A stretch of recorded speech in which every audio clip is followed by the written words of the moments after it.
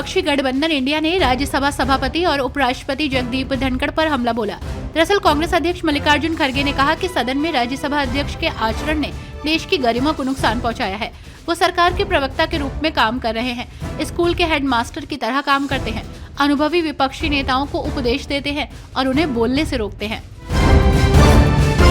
राजस्थान के मुख्यमंत्री भजन लाल शर्मा के काफिले से एक कार टकरा गई। इस हादसे में कई पुलिसकर्मी घायल हो गए। मुख्यमंत्री घायलों को लेकर खुद अस्पताल पहुंचे।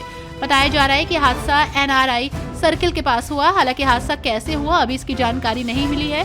सीएम भजन लाल शर्मा उपराष्ट्रपति के कार्यक्रम में शामिल होने के लिए जा रहे थे। आपके राज्यसभा सांसद राघव चड्ढा ने दिल्ली चुनाव के लिए संभावित आप कांग्रेस गठबंधन को लेकर स्थिति साफ की है और कहा है कि आप बिना किसी गठबंधन के चुनाव लड़ेगी। आप सांसद राघव चड्ढा ने कहा कि मैं स्पष्ट कर रहा हूं कि आप आगामी दिल्ली विधानसभा चुनाव अपने बल पर लड़ेगी, किसी गठबंधन का सवाल ही नहीं है। आप और कांग्रेस के बीच किसी भी तरह के गठबंधन की खबरें बेबुनियाद हैं। आपने पिछले 3 दिल्ली चुनाव अकेले दम पर लड़े हैं।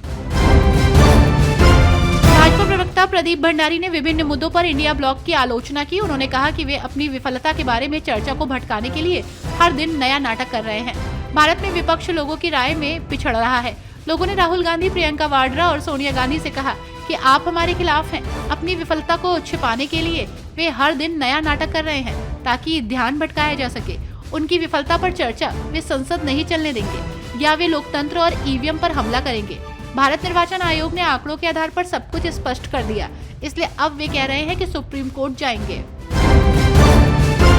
केंद्रीय मंत्री जितेंद्र सिंह ने भारत के अपने अंतरिक्ष स्टेशन भारत अंतरिक्ष स्टेशन की योजना की घोषणा की, जिसे 2035 तक लॉन्च करने की योजना है। उन्होंने ये भी कहा कि भारत 2040 तक चंद्रमा पर एक नागरिक को उतार सकता है।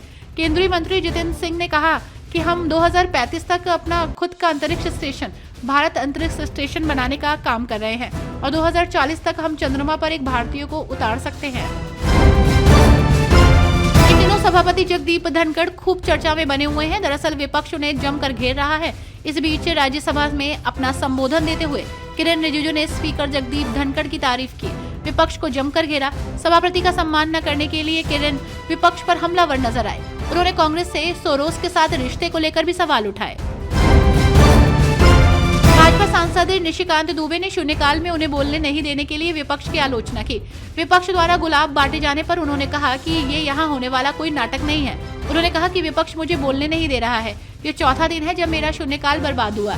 वे मेरी आवाज दबा रहे हैं। मैंने कभी ऐसा विपक्ष नहीं देखा जो इतना नीचे झुका हो। शिवसेना UPT सांसद प्रियंका चतुर्वेदी ने भारत के चुनाव आयोग के EVM के संचालन पर चिंता व्यक्त करते हुए कहा कि मतदाता मतदान और मतदाता सूची में विसंगतियों को दूर करना आयोग की जिम्मेदारी है। प्रियंका चतुर्वेदी ने कहा कि भारत के चुनाव आयोग की कुछ जिम्मेदारियां हैं, खासकर जब भारत के पूर्व चुनाव आयोग ने भी कहा है कि मतदान प्रतिशत बढ़ता है और संख्याओं में विसंगतियां देखी जाती हैं। इस पर जांच होनी चाहिए। लगभग 46 लाख लोगों को महाराष्ट्र मतदाता सूची में जोड़ा गया था। हम स्पष्टता की मांग कर रहे हैं। हिमाचल प्रदेश सरकार ने अपने 2 साल पूरे कर लिए हैं। इस अवसर पर सरकार ने व्यवस्था परिवर्तन से आत्मनिर्भर हिमाचल थीम पर एक कार्यक्रम आयोजित किया। कार्यक्रम में मुख्यमंत्री सुखविंदर सिंह सुक्खू 6 नई योजनाओं को लॉन्च करेंगे और अगले 3 सालों का विकास रोड मैप भी पेश करेंगे। सीएम सुक्खू ने सभी प्रदेशवासियों को बधाई दी है। कांग्रेस नेता सुरेंद्र राजपूत ने सुप्रीम कोर्ट से लोकतंत्र और चुनाव बचाने के लिए गुहार लगाते हुए कहा कि देश का लोकतंत्र, संविधान, चुनाव व्यवस्था और देश की संवैधानिक मूल्यों को बचाने के लिए हर तरह की लड़ाई लड़ने की आवश्यकता है। जिस तरीके से गतिविधियां हो रही हैं, उन सभी के सबूत को सुप्रीम कोर्ट के सामने रखेंगे और सुप्रीम कोर्ट से गुहार लगाएंगे कि लोकतंत्र और चुनाव को बचाइए। वहीं जगदीप धनखड़ ने संविधान की जिस तरह से धज्जियां उड़ाई हैं, उसके खिलाफ अविश्वास प्रस्ताव जल्द आएगा।